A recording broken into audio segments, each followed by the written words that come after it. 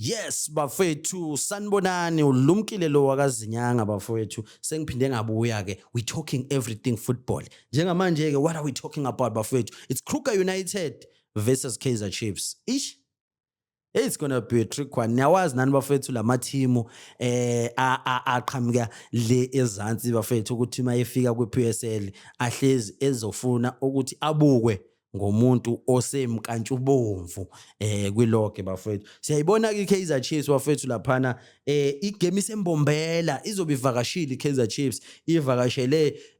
iKruger United ekuyiteam bafethu ewine iNFD laphana they played ifootball right ngalendlela bafethu abanye abantu nje ngempela who are promising and asazi ke nabo ukuthi iPSL bafethu baphatheleni because siyayazi phela bafethu ukuthi na iPSL esinye istandard bazobeke laphana bafethu behoste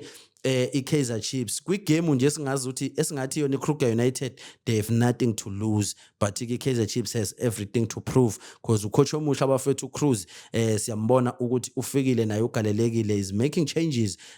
simbone kicker out nanocele laphana indaba kaCele wathi hayi ngeke akusiyo umuntu azokwazi ukumsebenzisa uLilipo ubukeke umuntu osazohamba but siphinde kwakhona ivideo futhi esiyibonile la ucoach khona kade ekhuluma nawo uLilipo mhlambe zikhona bafethu izinto engagcina zenzeka agcina uLilipo engahambanga noma sazi ukuthi ke kusana ama suspension akhona since uLilipo athole red card for ukukhumula ijezi kule game bafethu khona igame abayiwina nje isizophela isizini I think it was against amaZulu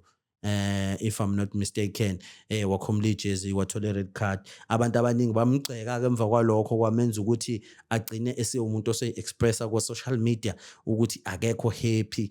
eNaturena but ke nangu usakhona usamdlalo weKaizer Chiefs because ayikho idili la sambone khona ekuthiwa usayiniwe khona iKaizer Chiefs ibalethile bafethu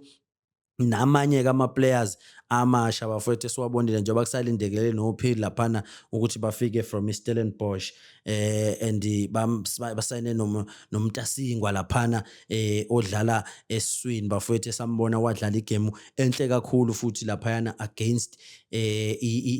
iScotland FC saseZimbabwe kwiToyota Cup abayidlalile umfundo Vilakazi ubukeka naye ready ke bafethu for isizini siyamazi kuPaper 2 uyaziwa ayaziwa amagalelo kaPaper 2 bafethu akekho ngathi akawazi sekuyikhona nje ukuthi umfana akakhule